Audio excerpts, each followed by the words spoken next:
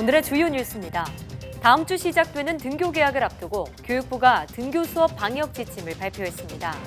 교실 창문을 3분의 1 이상 열어놓은 상태에서 에어컨을 사용하고 등하교와 일과 시간 중 마스크 의무 착용 등의 세부 지침이 담겼습니다. 영국의 코로나19 사망자가 유럽에서 가장 먼저 3만 명을 넘어섰습니다.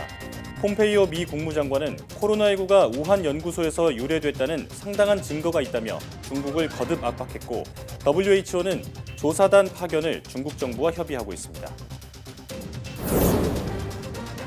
과학적 정보를 바탕으로 미술품의 상태를 진단하고 보존, 복원하는 분야를 보존과학이라고 부릅니다. 특히 미술품 등 문화재에 대한 관심이 높아지면서 보존과학에 대한 수요도 함께 커지고 있는데요. 미술품의 보존과 복원에 담긴 과학적 원리는 무엇인지 오늘 주민피플 시간에 확인합니다.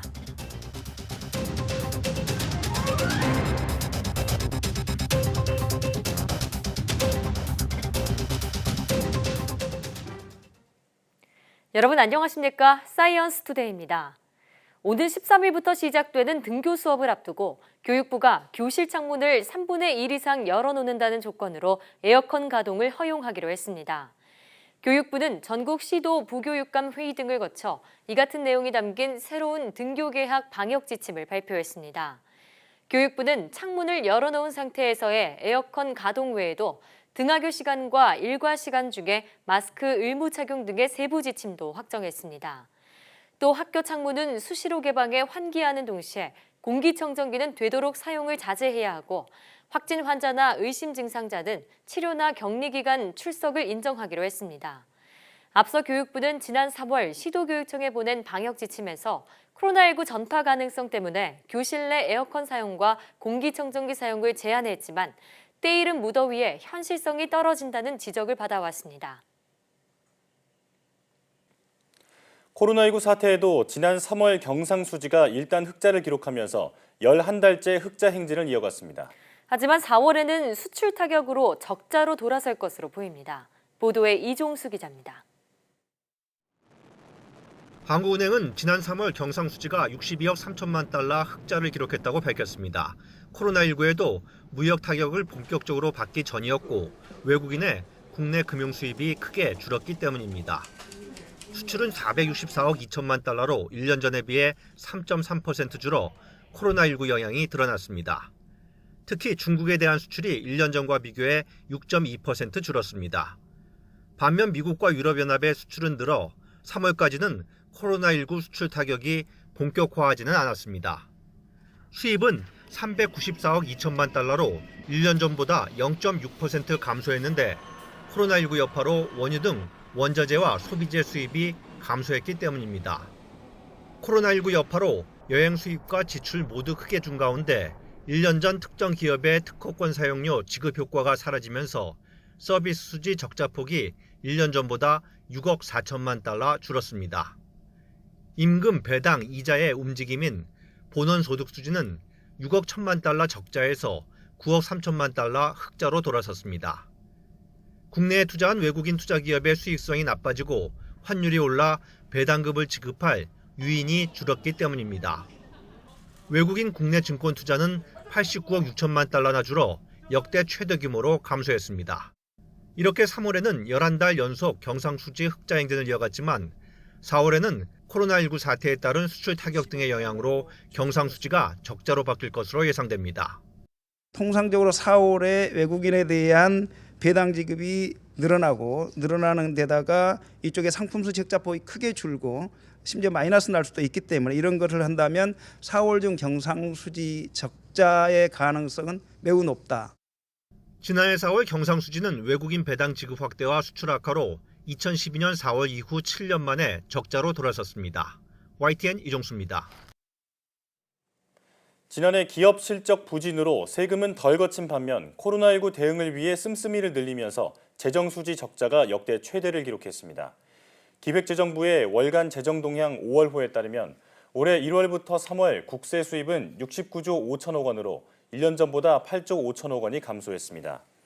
법인세가 13조 4천억 원으로 1년 전보다 6조 원 줄고 코로나19 대응책으로 여러 세금의 납부 기한을 연장해 준 것도 영향을 미쳤습니다. 같은 기간 총 지출은 164조 8천억 원으로 26조 5천억 원이 늘었습니다. 총 수입에서 총 지출을 뺀 1월부터 3월 통합재정 수지는 45조 3천억 원 적자가 통합재정 수지에서 4대 보장성 기금을 제외해 정부의 실질적인 재정 상태를 보여주는 관리재정 수지는 55조 3천억 원 적자를 기록했습니다. 코로나19에 따른 경제 위기로 많은 분이 어려움을 겪고 있습니다.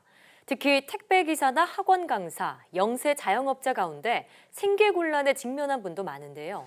정부가 이분들에게 약속한 최대 150만 원의 긴급 지원금을 다음 달부터 지급합니다. 이승훈 기자의 보도입니다. 고용보험으로 보호받지 못하는 사람이 많습니다. 학습지 교사, 택배기사, 영세 사업자가 대표적입니다. 대략 93만 명 정도 되는데 이들에게 다음 달부터 긴급 자금을 수혈합니다. 지원 대상은 특고 프리랜서 종사자, 영세 자영업자, 무급 휴직자입니다. 다만 항공기 취급업, 호텔업 종사자는 기업 규모를 따지지 않는 반면에 융, 향락업은 제한합니다. 특고 프리랜서는 고용안전망 사각지대 해소라는 사업 취지를 감안할 때 노무를 제공하여 소득이 발생한 경우라면 지원 대상이 될 수 있도록 폭넓게 인정할 계획입니다. 가구소득 중위 100% 근로자는 소득이 4분의 1 이상 줄었다는 걸 밝혀야 하고 연소득이 7천만 원 이하인 사람은 무급휴직이 45일을 넘는다는 걸 증명해야 지원을 받습니다. 또 최대 한 달 50만 원을 석 달 동안 지원하는데 먼저 2달치를 받고 나중에 나머지를 받을 수도 있습니다. 신청은 본인이 직접 하는 게 원칙이지만 사업주가 일괄 신청하는 것도 가능합니다. 신청은 다음 달 1일부터 7월 20일까지 받습니다. 신청하면 2주 안에 지원금을 지원하겠다는 게 정부의 약속인데 절차가 조금 복잡해 현장의 혼란이 우려됩니다. YTN 이승훈입니다. 정부가 오는 11일부터 긴급재난지원금의 자발적 기부 신청을 받습니다.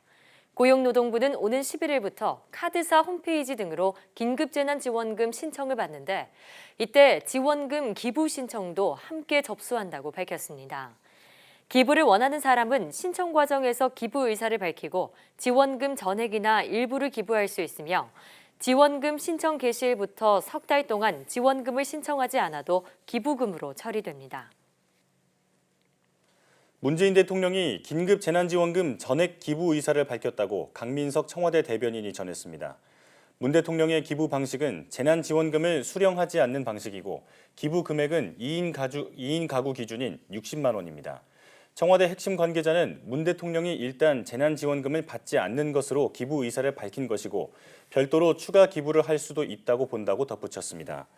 그러면서 재난지원금은 기부의 길과 소비의 길이 있고 정부는 강요가 아닌 자발적 방식으로 기부를 추진하고 있다면서 일부 언론에서 보도한 관제 기부라는 비판은 자발적 기부 의사를 밝힌 국민을 모욕하는 것으로 생각한다고 설명했습니다.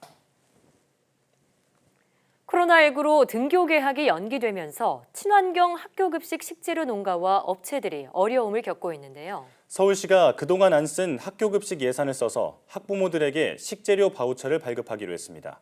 보도에 이상순 기자입니다. 경기도 화성시의 한 농가, 트랙터가 요란한 소리를 내며 움직이고 있습니다. 학교 급식이 끊기자 어쩔 수 없이 시금치 밭을 갈아엎고 다른 농사를 준비하는 겁니다. 학교 급식 중단으로 이렇게 피해를 본 농산물은 전국적으로 51개 품목에 406톤에 이릅니다. 일부 지자체에 이어 서울시도 지원에 나섰습니다.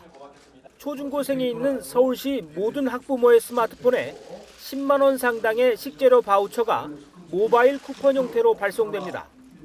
친환경 쌀과 식재료 꾸러미를 3만 원씩 살 수 있고 나머지 4만 원은 농협몰에서 쓸 수 있습니다. 친환경 농수축산물 생산 농가를 비롯해서 급식업계의 경제적 어려움을 일정 부분 해소함과 동시에 개학이 미뤄지면서 식재료비에 부담을 안고 있는 우리 학부모님들의 고민도 들어줄 수 있는 그야말로 양수겹장의 정책입니다. 서울에 1,335개교, 학생 86만 명이 대상입니다. 무상급식 제외 학년인 고1 학생도 포함됐습니다. 소요 예산 860억 원은 서울시와 25개 자치구, 서울교육청이 분담하기로 했습니다. 휴업 연장으로 발생한 학교 급식 미지출 예산을 학생 자녀를 둔 서울의 가정에 재난특별지원 학생 식재료 바우처 형태로 제공하기로 했다. 이렇게 말씀드릴 수 있겠습니다. 모바일 쿠폰으로 주문한 농산물은 5월과 6월 중 배송되고 사용기한은 7월 말까지입니다. YTN 이상순입니다. 의정부 성모병원이 코로나19 집단 감염으로 폐쇄된 지 40일 만인 오는 11일부터 정상 운영됩니다. 가톨릭대 의정부 성모병원은 부분 정상화를 거쳐 다음 주 월요일부터 응급과 외래, 입원 등 의료 서비스를 정상화하고 권역 외상센터와 소아응급실 등도 운영을 재개한다고 밝혔습니다. 하지만 호흡기 환자는 주차장에 마련된 별도 공간에서 진료를 받아야 하고 외래를 통한 입원 역시 코로나19 음성 판정을 받아야 하는 등 방역 강화 조치는 당분간 유지된다고 설명했습니다. 앞서 병원은 지난달 20일부터 응급분만과 중증 외상 등 초응급 상황에 해당하는 환자를 대상으로 응급실부터 단계적으로 운영을 재개했습니다. 사회적 거리 두기는 끝났지만 요양병원이나 요양원은 아직 제한을 풀기 어렵다는 정부의 판단이 나왔습니다.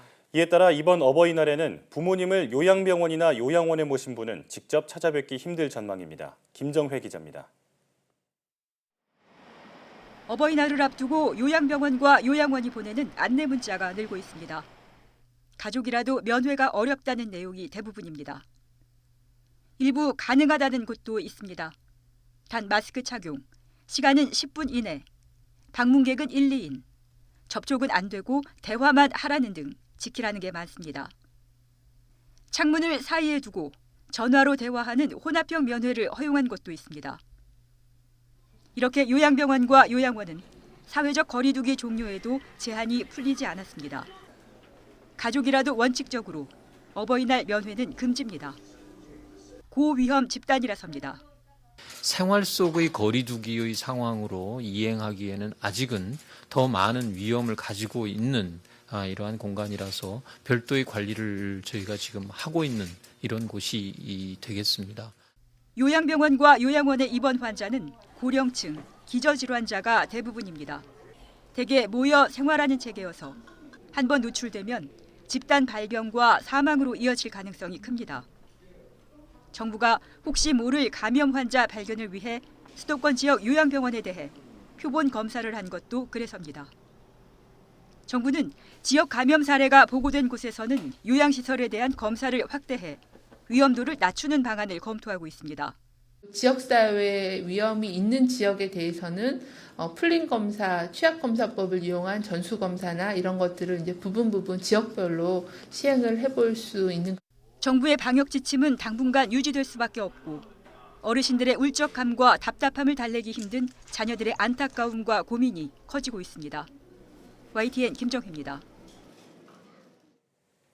방사광 가속기는 강한 빛을 이용해 나노 크기의 미세한 물체의 움직임도 정밀 관측할 수 있는 장비입니다. 바이오 산업 등 첨단 산업의 기초 연구에 꼭 필요한 장비인데요. 정부가 내일 전남 나주와 충북 청주 가운데 한 곳을 4세대 방사광 가속기 사업 후보지로 발표합니다. 이혜리 기자의 보도입니다. 경북 포항에 있는 방사광 가속기입니다. 1km가 넘는 긴 건물 안에 햇빛의 100경배가 넘는 밝은 빛을 만들어내는 장비가 들어차 있습니다. 나노 크기의 미세한 물체를 꿰뚫어 볼 수 있는가 하면 광합성과 같은 찰나의 현상도 관찰할 수 있습니다. 인플루엔자 치료제인 타미플루도 단백질 구조를 분석한 방사광 가속기 때문에 개발됐을 만큼 신약 개발 등 바이오 산업에서 없어서는 안 될 기초 장비입니다. 방사광 가속기는 거대 현미경이라고 표현을 많이 하는데요. 시료를 변형시키는 게 아니고 시료의 외부나 시료의 내부 구조를 관찰하는 기능을 합니다. 현재 경북 포항에는 지난 94년 지어진 3세대 방사광 가속기와 2016년에 지어진 4세대 방사광 가속기 2기가 운영되고 있습니다. 하지만 관련 산업 발전에 따른 기초연구 수요의 급증으로 정부가 또 다른 4세대 방사광 가속기 구축에 나섰습니다. 후보지는 전남 나주와 충북 청주입니다. 청주는 천연 안반이 많은 지질학적인 안정성과 수도권과의 인접성, 지역 내 바이오 관련 연구시설이 밀집돼 있다는 장점이 있습니다. 나주 역시 안정적인 지형과 동시에 최근 개교가 확정된 한전공대와 연계해 지역 연구 역량을 획기적으로 높일 수 있다는 점을 내세우고 있습니다. 4세대 방사광 가속기 사업의 투자비는 1조 원 안팎입니다. 하지만 최대 13만 개의 일자리와 6조 7천억 원의 경제 유발 효과를 내는 만큼 지자체는 유치 경쟁에 사활을 걸고 있습니다. 과학기술정보통신부는 나주와 청주 두 곳에 대한 현장 심사를 거쳐 내일 오전 최종 후보지를 선정할 계획입니다. YTN 사이언스 이혜리입니다.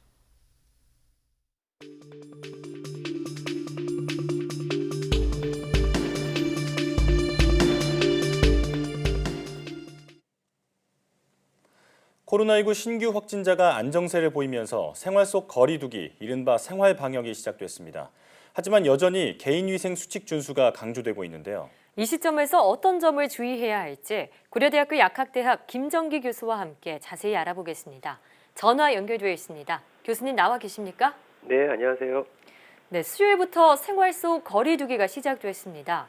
개인위생 수칙을 잘 지켜야 한다는 점에서는 크게 달라진 건 없는 것 같은데요. 생활 속 거리 두기 정확히 어떻게 이해하면 좋을까요?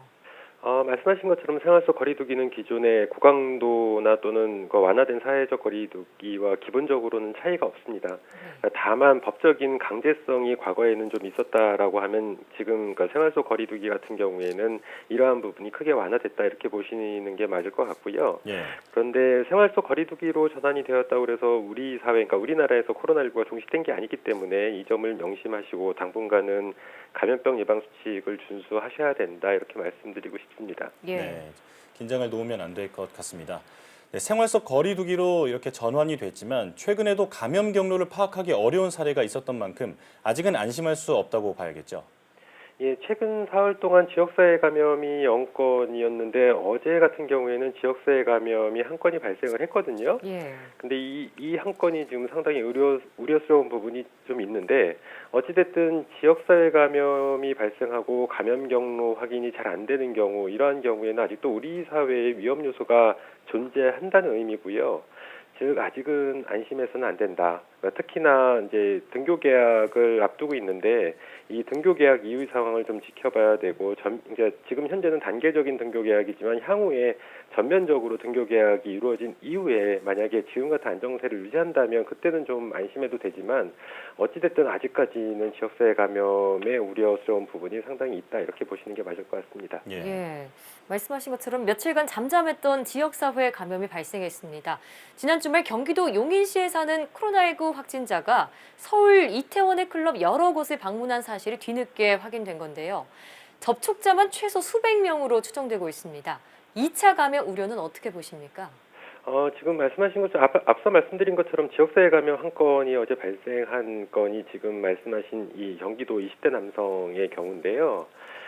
지금 가장 우려스러운 부분은 이제 일단은 아직은 역학조사가 진행 중인데 일단 이 남성이 이태원 클럽에서 감염된 건지 아니면 이전에 감염됐다가 클럽을 방문한 건지 요거는 아직까지 파악이 안 되고 있습니다. 그래서 두 가지 다 우려스러운 부분이 있는데 무엇보다도 이제 첫 번째 케이스 이태원 클럽에서 감염이 된 경우가 더 위험하다고 저는 개인적으로 보고 있습니다. 왜냐하면 그 경우에는 이태원 클럽 내에서 감염원이 있었다라는 얘기고요. 네. 거기서 전파가 가능했다라는 얘기이기 때문에 이 20대 남성 이외의 다른 사람들도 감염이 됐을 가능성이 굉장히 높다 이렇게 보는 게 맞을 것 같고 예. 두 번째 케이스 같은 경우에는 이전에 다른 데에서 감염이 됐다가 클럽을 방문을 했다라고 하면 보통 통상적으로 임상 증상 나오기 2일 전부터 전파 가능성이 있다라고 알려져 있기 때문에 네. 이태원 클럽 내에서 다른 사람들에게 전파를 시켰을 두 가지 개연성을 다 가지고 있습니다. 그래서 굉장히 우려스러운 부분이고 말씀하신 것처럼 당시 동시간대에 한 500여 명이 있었다라고 하고 네. 실제로 전체적인 시간을 다 따져보면 당일에 최대 2천여 명까지가 접촉자로 분류될 가능성이 있거든요. 그래서 어떻게 보면 또 다른 우리 사회에서 이렇게 코로나 확산에 재점화될 우려가 굉장히 높다 이렇게 보고 있고 보건당국에서는 당시에 방문했던 사람들에 대한 전수조사를 반드시 해야 되고 이 사람들 중에 또 양성자가 있는지를 반드시 파악을 해야지만 최근에 모처럼 맞은 안정세를 유지할 수 있다. 안 그러면 또 다른 재확산의 가능성이 굉장히 높다. 이렇게 판단을 하고 있습니다. 예, 이 지역사회 우려가 상당히 큰 상황이라고 볼 수 있겠습니다. 예. 자, 그리고 이번 어버이날에 요양병원에 계신 그 부모님 면회를 희망하는 분들도 많이 계실 것 같습니다. 하지만 요양병원과 요양원은 아직은 제한이 풀리지 않은 상황인 거죠? 그렇습니다. 이게 사회적 거리두기는 종료됐지만 아직 생활 속 거리두기가 진행 중이고요. 그 얘기는 앞서 말씀드린 것처럼 우리 사회에서 위험 요소가 아직도 존재를 한다. 근데 요양병원이나 요양원 같은 경우에는 우리가 흔히 얘기하는 고위험군 중에서도 어찌 보면 가장 위험 요소가 높은 그런 사회적 그룹입니다. 그래서 만약에 감염이 일어나게 되면 감염의 가능성이 굉장히 높고 감염 이후에도 치사율이 굉장히 높은 만큼 우리 사회에서 이런 위험 요소가 존재하는 한 요양병원이나 요양원 같은 곳에 대해서는 철저히 관리를 해야 된다 이렇게 보시면 될 것 같습니다. 예. 네. 자, 해외 상황도 잠시 얘기 나눠보겠습니다. 유럽에서 영국이 이제 봉쇄 조치를 완화하겠다 이런 계획을 발표했는데요. 괜찮은 건가요? 결론부터 말씀드리면 괜찮지 않습니다. 그러니까 예. 비단 영국뿐만 아니라 미국의 상당수의 주에서 봉쇄 조치 완화를 추진하고 있거든요. 예. 네, 이런 거에 대한 배경은 유럽이나 미국 모두 진단 또는 치료에 대한 이렇다 할 대책이 없는 상황입니다.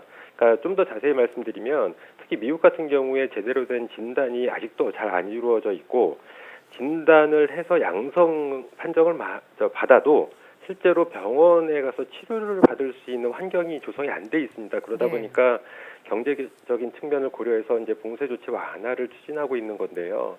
지금 단계에서 봉쇄 조치 완화를 한다라고 그러면 앞으로 꽤 오랜 기간 동안 코로나19가 우리 지구상에서 계속 지속될 가능성이 굉장히 높다 이렇게 판단을 하고 있습니다. 예. 네.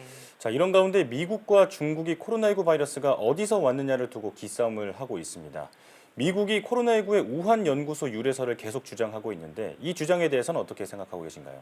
글쎄요, 이 부분은 과거부터 계속 이러한 어떤 그 주장이 제기가 돼 왔는데 그거에 대한 배경은 그러니까 우한 CDC하고 우한 바이러스 연구소, 그러니까 각각의 두 개의 어떤 기관이 코로나19 진원지로 알려져 있는 그 우한 화난수산시장 지근거리에 있거든요.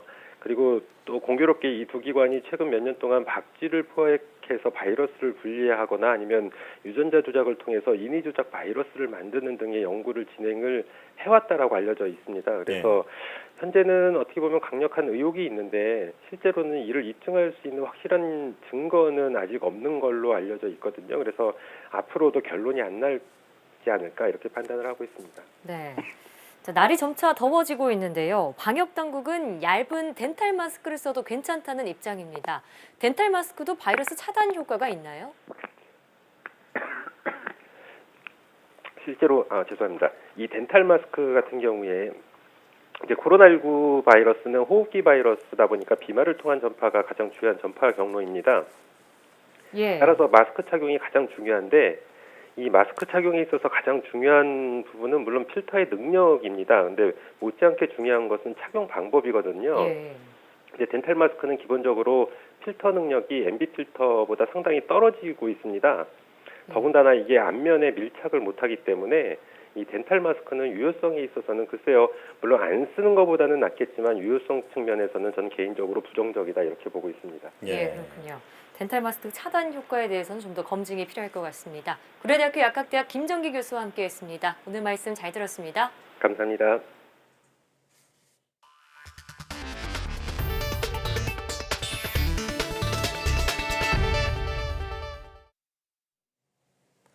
미국 뉴욕주에서 코로나19에 감염돼 병원 치료를 받고 있는 환자의 대다수가 출퇴근 없이 집에 머물고 있던 사람들이라는 조사 결과가 나왔습니다. 대중교통을 이용할 경우 코로나19에 노출될 위험이 더 클 것이라는 일반적인 생각과는 다른 결과인데요.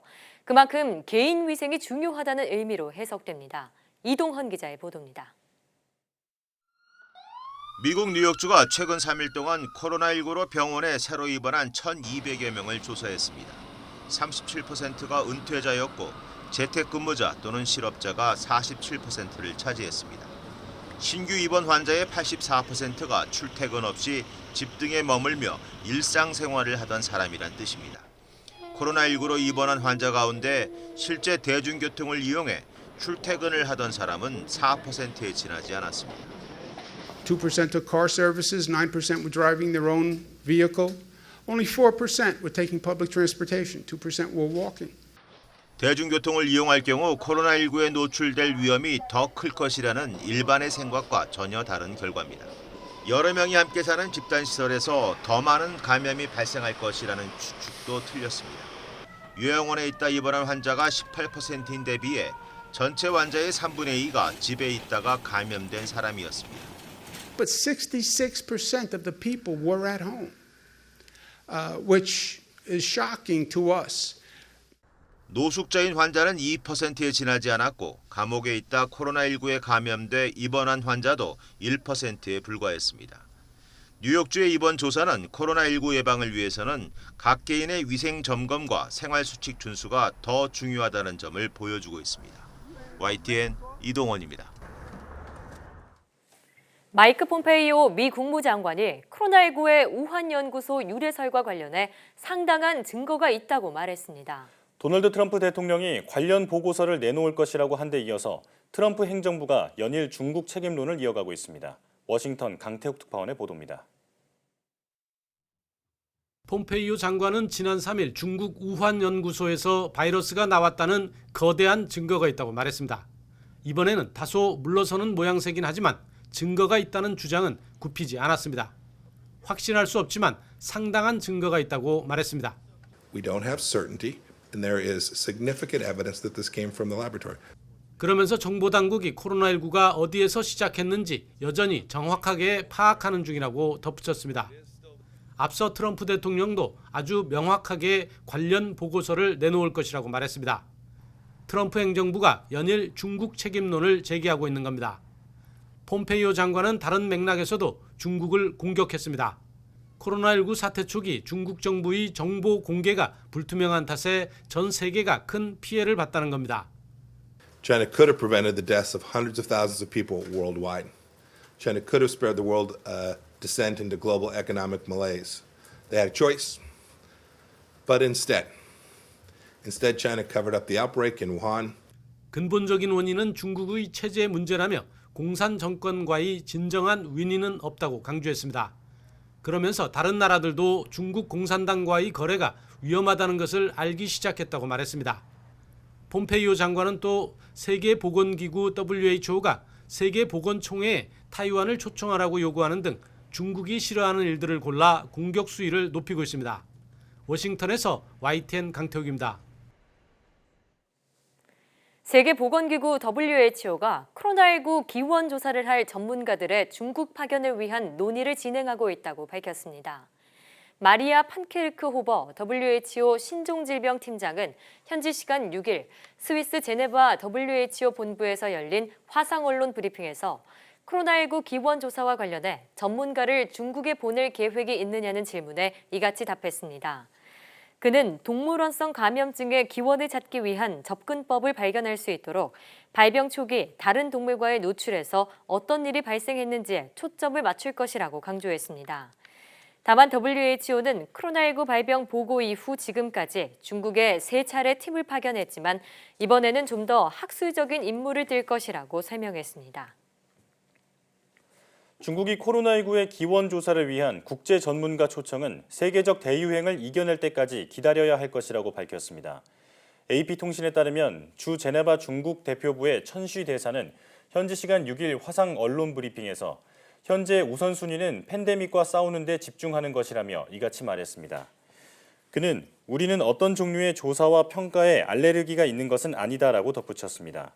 천 대사는 아울러 미국이 WHO에 자금 지원을 계속할 의무가 있다면서 미국이 올바른 길로 돌아오는 것을 재고할 수 있기를 희망한다고 강조했습니다. 유럽연합 집행위원회가 올해 유럽 경제가 코로나19의 영향으로 사상 최악의 침체를 기록할 것이라고 밝혔습니다. 특히 이탈리아와 그리스, 스페인 등이 큰 타격을 입을 것으로 예측됐습니다. 박상남 기자의 보도입니다. 유럽연합 EU 집행위는 현지 시간 6일 발표한 2020년 봄 경제 전망을 통해 1년의 암울한 수치를 제시했습니다. It is now quite clear that the EU has entered the deepest economic recession in its history. The EU economy is expected to contract by a record 7.4% this year, 7.7% in the euro area. EU 집행위는 유럽이 대공황 이래 전례 없는 경제적 충격을 경험하고 있다며 침체의 깊이나 회복의 강도는 각국 상황에 따라 다를 것이라고 경고했습니다. 각국의 봉쇄 조치 해제 속도, 관광 등 서비스가 차지하는 중요도, 재정 상황 등에 따라 다를 것이라는 얘기입니다. 특히 이탈리아와 그리스, 스페인 등 실업률이 높고 관광산업 의존도가 높은 세 나라가 가장 심각한 타격을 입을 것으로 전망됐습니다. EU의 전체 실업률은 지난해 6.7%에서 올해 9%로, 유로존의 실업률은 7.5%에서 9.6%로 상승할 것으로 예측했습니다. Unemployment is set to increase, though policy measures should limit its rise. The impact of the pandemic will be felt on the labor market. 집행위는 시기적절한 대규모 정책적인 노력을 통해 일자리 감소 규모를 축소하는 것은 가능하겠지만 노동시간의 큰 폭 감소는 불가피하다고 밝혔습니다. EU의 GDP는 내년에 다시 6.1% 증가하고 유로존의 GDP는 6.3% 증가할 것으로 내다봤습니다. 집행위는 그러나 EU 경제가 내년 말까지 올해의 손실을 완전히 만회할 가능성은 없을 것으로 내다봤습니다. YTN 박상남입니다. 집단 면역 실험으로 주목을 받은 스웨덴에서 코로나19의 사망자가 3,000명에 근접했습니다. 국제 통계 사이트 월드오미터를 보면 현지 시각 6일 기준 스웨덴의 누적 사망자는 전날보다 87명 증가한 2,941명으로 집계됐습니다. 누적 확진자는 23,918명에 달합니다. 스웨덴의 누적 사망자는 우리나라보다 10배 이상 많고 인구 100만 명당 사망자는 291명으로 덴마크나 핀란드 등 다른 북유럽 국가의 3배에서 7배 수준입니다. 상당수 유럽 국가들이 학교와 상점을 닫거나 이동을 제한하는 등 봉쇄 조치를 취한 데 비해 스웨덴은 시민의 책임의식을 강조하며 초등학교와 식당, 체육관 등의 운영을 유지해왔습니다.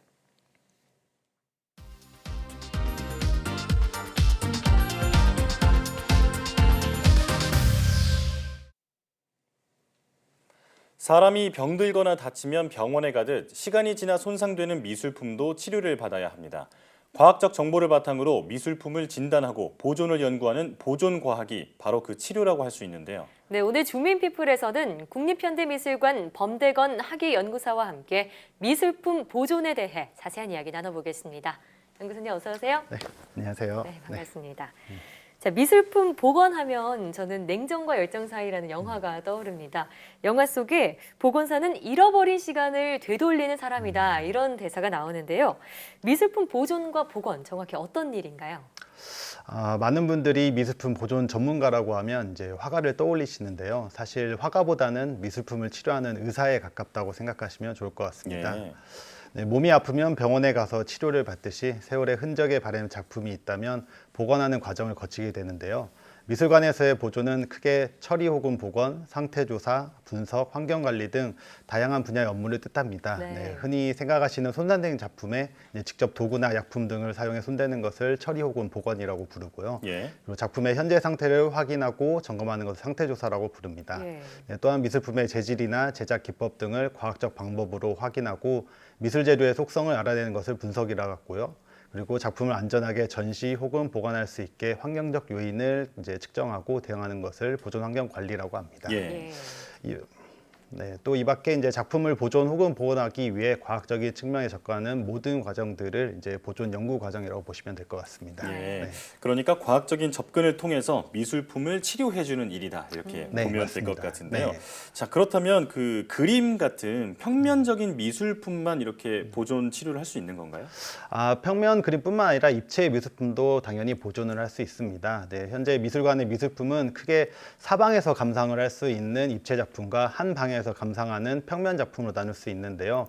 저는 이제 입체 작품을 주로 이제 보존 입체 작품에 대한 보존 업무를 담당하고 있습니다. 마치 조각 네. 같은 것들이요. 네, 맞습니다. 예. 조각이나 공예 또 특히 요새 이제 뉴미디어 작품 같은 것들도 아. 이제 같이 진행을 하고 있습니다. 네. 네, 입체 작품들은 이제 또 다양한 크기와 재질로 제작되었기 때문에 보존할 때 굉장히 조심스럽게 다가가야 합니다. 네. 특히 야외에 전시되어 있는 대형 조각 작품들은 처리자의 안전과 처리 효과가 오랜 시간 지속될 수 있도록 관리하고 있는데요. 또한 이제 금속, 목재, 석재 등 다양한 재질의 작품에 맞게 과학적인 보존 계획을 수립하고 있습니다. 또 최근에는 주목받고 있는 미디어 작품의 경우 이제 모니터와 플레이어 등 재생기기의 모델별 재고를 확보하고 수리 기술 및 재료를 발전시키고 있고요. 예. 또 영상이나 음영 소스 등 소프트웨어는 현대 기술에 맞춰 저장 매체 및 운영 시스템의 업그레이드, 최적화 등을 통해 보존하고 있습니다. 네. 그러면 지금까지 보존한 작품들 어떤 것들이 있는지 궁금한데요. 미술품 두 작품을 저희가 준비해봤습니다. 네, 네. 첫 번째 작품부터 화면으로 보실게요. 네, 산수 허건의 작품이네요. 처리 전과 처리 후의 모습, 일단 좀 색감이 확 달라진 게 눈에 띄네요. 네. 지금 이제 그 지류 작품 같은 경우에는 이제 그 그림이 그려져 있는 화면과 그 예. 화면을 보호하기 위해 뒤에 이제 배접이라는 그 처리를 통해 종이가 한 장 더 붙어 있습니다. 예. 그래서 이러한 지류 작품을 보존 처리하기 위해서는 이제 먼저 그 자세한 현재 상태를 조사하기 위해 처리 전 상태 조사를 실시를 하고 그리고 후에 이제 그 예전에 배접되어져 있던 그 구 배접지를 제거를 하게 됩니다. 그 예. 후에 이제 화면에 이제 그 묻어 있는 얼룩이나 오염물들을 이제 습식 클리닝을 통해서 제거를 하고 그리고 후에 이제 구멍이나 아니면 여러 이제 결실부들을 메우게 됩니다. 그리고 네. 다시 그 화면을 보호하기 위해서 이제 다시 새로운 그 종이로 배접을 실시하게 되고 그 후에 이제 처리 전과 처리 후가 얼마나 달라졌는지 처리 후 상태 조사를 하고 보존 처리를 완료하게 됩니다. 예. 그렇군요. 자, 그럼 두 번째 사진도 함께 보실게요.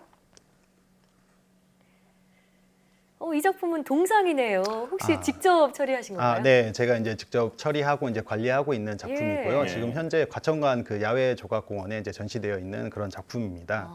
그래서 이런 이제 그 금속으로 이루어진 그 작품 같은 경우에도 이제 현재 이제 야외에 있는 작품 같은 경우에는 이제 조류의 배설물이라든지 아니면 여러 가지 생물적인 그런 오염 요인이 많고 또 이제 관람객들에 대한 낙서나 이런 것들이 많게 됩니다. 네.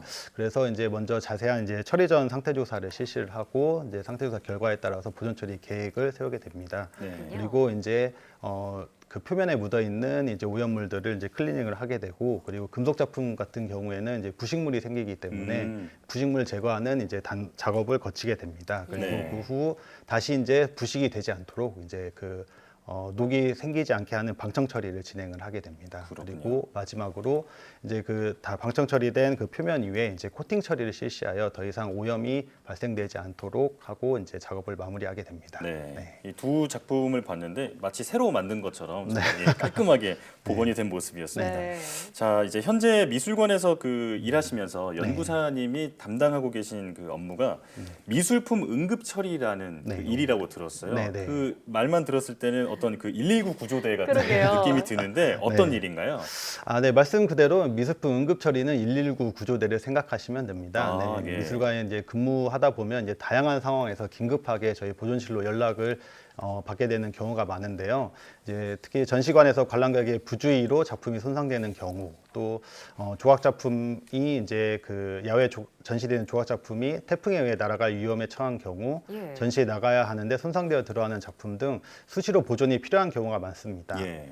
전시실에서 미술품이 손상되었다는 연락이 오면 바로 카메라와 이제 수습 도구들을 준비해서 출동을 하게 되는데요. 네. 가장 먼저 이제 손상 현장에 관계자의 접근을 금지시키고 그리고 최초 사고 목격자와의 인터뷰를 통해 사고 발생 상황을 파악하게 됩니다. 예. 동시에 이제 함께 그 출동한 인원이 다각도에서 현장 사진을 찍고 추가 손상이 없도록 이제 작품과 사고편을 수습을 하게 됩니다. 예. 이후에 현장 주변을 깨끗하게 청소한 후에 작품과 그 사고편 그리고 또 청소한 부산물도 혹시 모를 상황에 대비해서 전부 다 같이 보존과학실로 이동을 하게 됩니다. 그리고 보존과학실 들어온 손상 작품은 이제 정밀한 상태 조사를 거쳐서 이제 보존 처리를 진행하게 됩니다. 네. 얘기를 듣다 보니까 미술관의 소방대원이다 이런 생각이 드는데요. 네. 미술품 보존을 위해서는 네. 미술적인 소양뿐만이 아니라 네. 과학적 지식도 필요할 것 같아요. 네, 이제 그 미술품 이제 보존하는 일은 과학에 기반을 두고 이제 미술적 감각을 최대한 발휘하는 것이라고 제 생각을 합니다. 예. 실제 이제 저 같은 경우에도 이제 보존 과학을 전공했고, 그리고 학업의 여러 과정들도 이제 과학의 테두리 안에서 이루어졌습니다.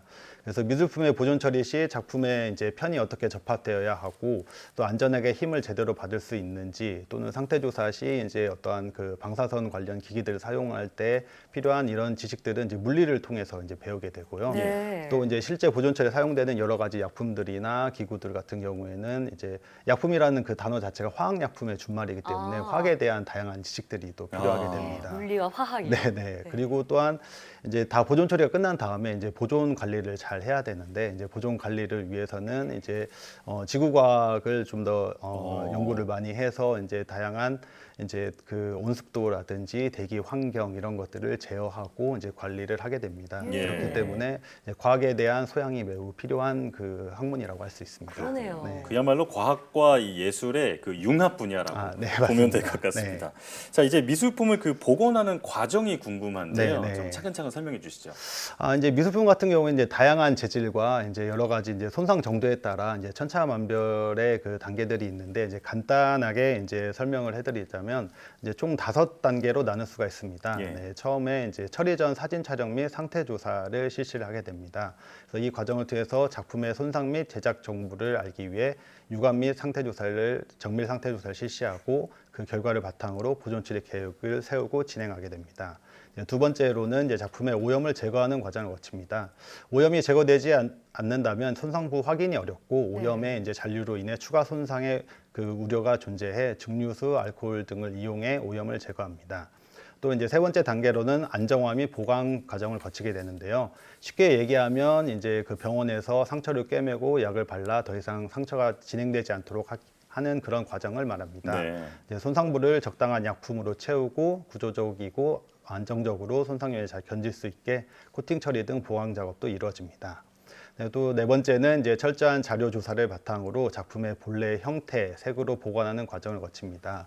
이 복원부가 원래 작품이 가지고 있던 비율과 크기에 맞게 성형을 하고 색을 맞춰 작가가 작품을 통해 의미하고자 하는 바를 나타낼 수 있도록 처리합니다. 예.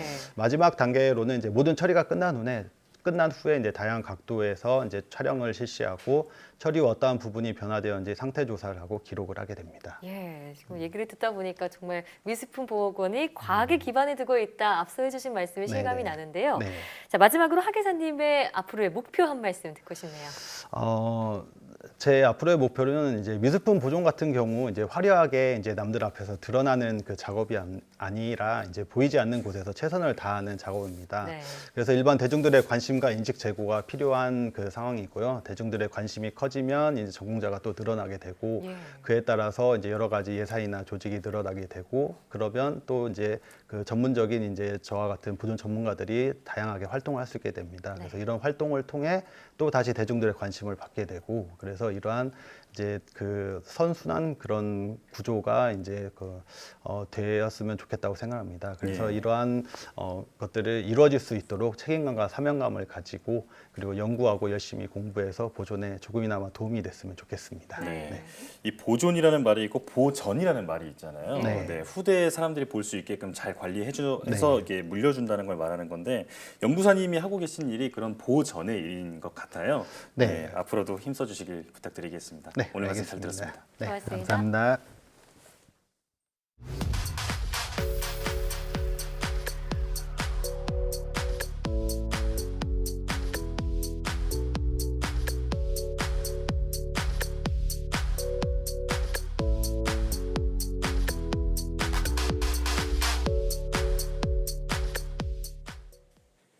어버이날은 부모님의 헌신에 감사 인사를 드리는 날이죠. 하지만 정부가 요양시설에 계신 어르신들을 찾아뵙는 건 자제해달라고 당부했습니다. 네, 요양시설은 고령층이나 기저질환자가 대부분이라 한 번 감염에 노출되면 집단 발병으로 이어질 가능성이 크기 때문입니다. 직접 만나 인사드리고 담소도 나누면 좋겠지만 지금은 방문 대신 전화통화나 영상통화로 안부를 묻는 게 어르신들의 건강을 지켜드리는 일입니다. 사이언스 투데이 오늘 저희가 준비한 소식은 여기까지입니다. 함께해 주신 여러분 고맙습니다.